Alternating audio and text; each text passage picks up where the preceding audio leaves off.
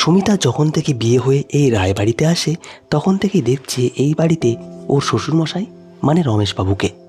সুমিতার শাশুড়ি মা কৃষ্ণা দেবী একদম সহ্য করতে পারেন না, দিনরাত ওনার সাথে ঝগড়া করেন, যাচ্ছে তাই ভাবে অপমান করেন, তবু উনি চুপ করে থাকেন, একটা কথাও বলেন না। সুমিতার বৌভাতের দিন সকালের কথা এখনও মনে আছে। সেদিন উনি কি একটা কিনতে বাজারে গিয়েছিলেন, কিন্তু ফিরতে দেরি করে ফেলেন। তাই নিয়ে উনি সবার সামনে ওনাকে বলেন, তুমি কি ওনার মান ভাঙাতে গিয়েছিলে? বাজারে গিয়ে ওই সাথে না দেখা করলে কি চলে না? সুমিতা সেই কথা মুখে আনতে পারে না, এমনকি চিন্তাতেও নয়। সেদিন বাড়ি ভর্তি আত্মীয় স্বজন ছাড়াও সুমিতা সদ্য বিয়ে হয়ে এসেছে, ওর সামনে এমন কথা উনি না বলতেই পারতেন। আর আশ্চর্যের ব্যাপার পড়েনি, এমনকি ওনার ছেলে মানে সুমিতার বর রৌনক পর্যন্ত চুপ করেছিল। সুমিতা সেদিন ওর শ্বশুরের দিক খারাপ লাগছিল, ওনাকে অন্য ঘরে চলে যান। শাশুড়ি মায়ের ওপর খুব, ওনার হয়তো কথা বলেন, তবে সুমিতা দু চার কথা শুনিয়ে দেবে। এরপর বিয়ে, বউ ভাত, অষ্টম প্রস্তুতি, কাজকর্ম করছে শাশুড়ি মায়ের হাতে হাতে। রৌনক যতক্ষণ বাড়িতে থাকে ততক্ষণ সুমিতা কাজকর্মে ব্যস্ত থাকে, আর রৌনক অফিসে চলে গেলে ও নিজের ঘরে এসে পড়াশোনা করে।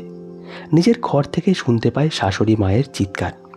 খুঁটিনাটি নিয়ে শাশুড়ি মা শ্বশুর মশাইকে কিছু বলছেন। সুমিতা বুঝতে পারে শাশুড়ি মায়ের তীক্ষ্ণ বাক্যবাণ শ্বশুর মশাইয়ের হৃদয় খান খান করে ভেদ হয়ে যাচ্ছে। তবুও উনি নিশ্চুপ। সুমিতার ইচ্ছা করে শাশুড়ি মাকে দু চার কথা শুনিয়ে দিতে, কিন্তু ভয়ে পারে না। বিয়ের পরই একদিন সুমিতা রৌনকের কাছে এর কারণ জানতে চায়, কিন্তু তেমন কোনো উত্তরও পায় না। রৌনক ওকে আদরে আদরে সেই প্রশ্ন ভুলিয়ে দেয়। সুমিতা বুঝে গেছে রৌনকের থেকে কিছু আশা করা যাবে না, তাই এই ব্যাপারে আর কোনো কিছুই কোনো দিনই জানতে চায়নি। নিজের পড়া নিয়ে সুমিতা ব্যস্ত। শাশুড়ি মা ওকে কোনো কাজও করতে দেন না। সুমিতা কিছু করতে গেলেই উনি বলেন, তুই এখন পড়াশোনা কর, কাজ করার কি পালিয়ে যাচ্ছে? সময় হলে সব কাজ তো তোকেই করতে হবে। শাশুড়ি মায়ের এমন মাতৃ সুলভ ব্যবহারে সুমিতা সব ভুলে যায়। আসলে সুমিতা বা রৌনক কাউকেই উনি বকাবকি করেন না, ওদের সাথে কোনো খারাপ ব্যবহারও করেন না, কোনো খিটখিটও করেন না। সুমিতার বন্ধুদের শাশুড়িরা যেমন ওদের উপর অত্যাচার করেন, খেতে দেন না, উনি কিন্তু তেমনটা নয়। বরং সুমিতাকে জোর করে খাবার খাওয়ান, দুপুরে ফল কেটে নিজের হাতে ওকে খাইয়ে দেন। সুমিতা যদি খেতে দেরি করে তাহলে উনি নিজের হাতে ওর মুখে দিয়ে দেন আর বলেন, শুধু পড়াশোনা করলেই হবে? খেতে তো হবে নাকি? দুর্বল শরীরে পড়া মাথায় থাকে না, পড়া মাথায় ঢোকে। তুই পড়, আমি তোকে খাইয়ে দিচ্ছি। সময় সুযোগ পেলে সুমিতা, তার মাঝে যদি ওর শ্বশুরমশাই বা ওনার শ্বশুরবাড়ির কথা চলে আসে তো তেলে বেগুনে জ্বলে ওঠেন। একদিন ওনার বড় ছেলে সৌনকের জন্মের কথা গল্প করেন।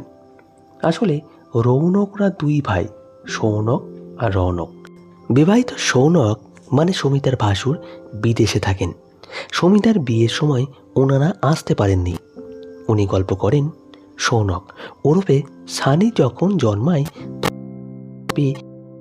তার বাড়ির সবাইকে কি বলল ইত্যাদি ইত্যাদি। উনি বলেন, একমাত্র মানে আমার, তাই প্রথমে ছেলের মুখ পর্যন্ত দেখেনি। যেই ওনাদের কথা এলো সাথে সাথে ওনার ভুল বদল হয়ে গেল। উনি দাঁত চিপে বলেন, এই হার হাওয়াতে বুড়ো আর ওদের বাড়ির লোকজন আমার জীবনটা নষ্ট করে দিল বলেই আঁচল দিয়ে চোখের জল মোছেন। রৌনক কিন্তু দাদাভাই অন্তঃপ্রাণ, প্রায়ই দুই ভাইয়ের কথা হয়। দিতি হলেন সুমিতার একমাত্র বড় যা, ওর সাথেও সবার কথা হয়। এইভাবেই মাস শেষে বছর চলে আসে। সুমিতার সাথে ওর শ্বশুরমশাই খুব একটা কথা বলেন না। আসলে উনি কথা খুব কম বলেন, প্রয়োজন ছাড়া একটা কথাও বলেন না। করে দিয়েছে, এটা ওটা হাতের কাছে এগিয়ে দিয়েছে, উনি সেগুলো হাত পেতে নেন, কিন্তু কোনো বাক্য ব্যয় না করে।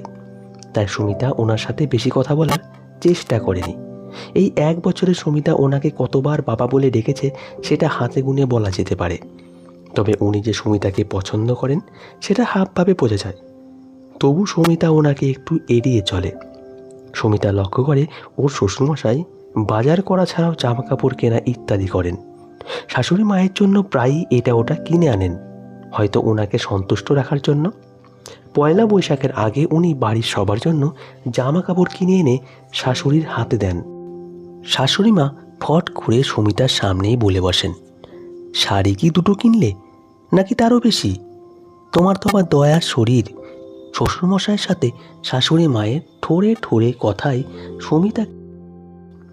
শাশুড়ি মা শ্বশুরমশাইকে সন্দেহ করেন এবং কোনো মহিলাকে নিয়ে সুমিতা মনে মনে ভাবে এর একটা বিহিত করা উচিত, তা না হলে ওনারা অসুস্থ হয়ে পড়বেন। পরীক্ষা শেষ হলেই সুমিতার শান্ত হয়ে আছে। রৌনক মাকে বলে দিয়েছে, চেঁচামেচি করে সমীর পরীক্ষাটা নষ্ট করে দিও না। ও পরীক্ষা দিতে চলে গেলে দুজনে মিলে যত ইচ্ছা ঝগড়া করো। সুমিতা ময়দানে নেমে পড়ে। রৌনক তখন অফিসের ট্যুরে গিয়েছিল। একদিন রমেশ বাবু বাজারের ব্যাগ হাতে বাজারের অছিলায় বাড়ি থেকে বেরিয়ে যায়। যাওয়ার আগে শাশুড়ি মাকে বলে যায় চাকরিতে লাগবে বলে কিছু কাগজপত্র জেরক্স করাতে যাচ্ছে। সুমিতা দূর থেকে ওনাকে অনুসরণ করে। দেখে উনি প্রথমে বাজারে যান, সেখান থেকে ফল সবজি এবং সেগুলো দুটো প্যাকেটে আলাদা আলাদা করে নিয়ে নেন। পরে বাজার থেকে বেরিয়ে আর একটু এগিয়ে অন্য একটা গলিতে ঢোকেন। এরপর আরও একটু এসে মধু মধু বলে ডাকেন। একটু পরেই সাদা কাপড় পরিহিতা এক বয়স্ক ভদ্রমহিলা বাইরে বেরিয়ে আসেন। সুমিতা একটা গাড়ির পিছনে দাঁড়িয়ে সব দেখতে পাচ্ছে, কিন্তু কোনো কথা শুনতে পাচ্ছে না। রমেশ ওনার হাতে সবজি, ফল আর মাছের প্যাকেটে কথাবার্তা হয়। পরে রমেশবাবু বাড়ি ফেরার আগেই সুমিতা বাড়ি চলে আসে। মনটা খুব খারাপ হয়ে যায়, খুব রাগ হয় শ্বশুরমশাইয়ের ওপর। মনে মনে ভাবে, ছি ছি ছি ছি, এই বয়সে এসেও এমনটা করতে পারছেন। শাশুড়ি মা তো তাহলে ঠিকই করেন। রাগে লজ্জায় সুমিতার কান গরম হয়ে যায়। ভাবে আজই এর প্রতিকার করা উচিত। যদিও বা অনেক দেরি হয়ে গেছে, তবুও এর প্রতিবাদ করতেই হবে। রমেশবাবু জিনিসপত্র কৃষ্ণাদেবীর হাতে দেন। উনি ফল, সবজি, মাছের প্যাকেট হাতে নিয়ে বলেন, ও বাড়িতে চালান হয়েছে তো, ওখানে না দিলে তোমার তো আবার মুখে খাবার উঠবে না। উনি নিরুত্তর থাকেন। ওনার এই নিরুত্তর থাকাটা সুমিতা আর সহ্য করতে পারেনি।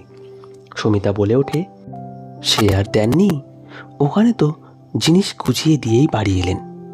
ছি ছি বাবা, আপনার এসে এখনো পরনারীতে আসক্ত হন কি করে? এতদিন মা যখন আপনাকে কথা শোনাতেন তখন আমার খুব রাগ হতো মায়ের উপরে, আপনার জন্য খুব কষ্ট হতো, কিন্তু আজ দেখছি মা তো ঠিকই করেন। সুমিতা কথাগুলো খুব রাগত স্বরেই বলে। রমেশবাবু থতমত খেয়ে ওর দিকে তাকিয়ে থাকেন। সুমিতার কথা শেষ হতে না হতেই রমেশবাবু বলেন, সুমিতা, তুমি আমার সন্তান সমা, তোমার মুখে এমন কথা মানায় না।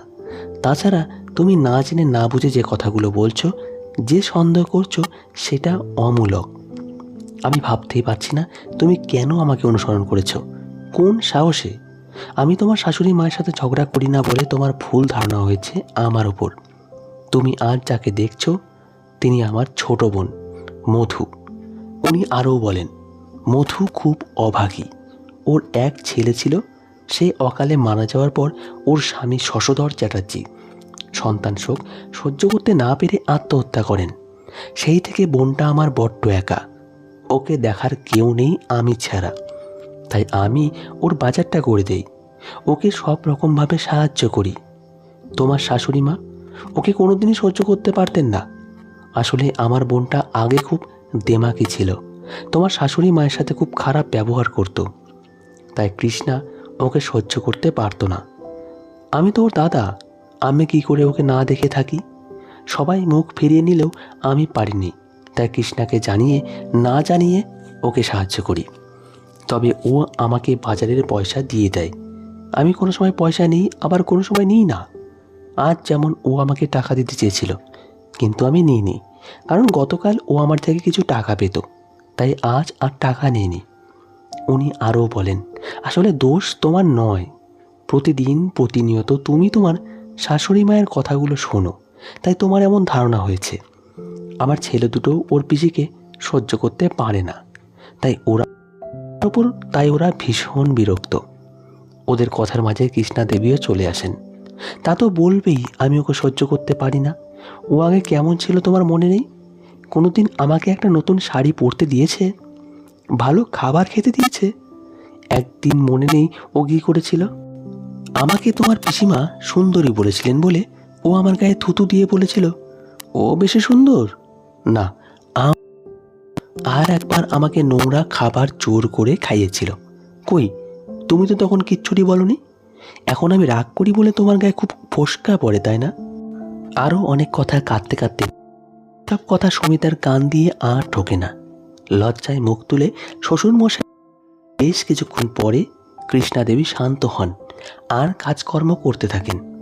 পরে সুমিতার সাথে, আর যাই হোক, তোর শ্বশুরমশাই কিন্তু চরিত্রহীন নন। কোনোদিনই আমার দিকে ছাড়া অন্য কোনো মহিলার দিকে চোখ তুলে পর্যন্ত তাকাননি। উনি খুব দয়ালু প্রকৃতির। মধুকে উনি খুব ভালোবাসেন। আসলে আমার রাগ মধুর ওপর, ওনার ওপর নয়। তুই ওকে ভুল বুঝছিস। পরে সুমিতা রমেশবাবুর পায়ে ধরে ক্ষমা চেয়ে নেয়। ওনার ওপর শ্রদ্ধায় সুমিতার মাথা নত হয়ে আসে। ওনাকে সন্দেহ করে খুব অন্যায় করেছে। ওনার মতো ভালো মানুষ আজ সত্যিই বিরল। না জেনে না বুঝে কাউকে সন্দেহ করা বা খারাপ কথা বলা সত্যিই অনুচিত। তো বন্ধুরা, আজকের গল্পটি এখানে শেষ।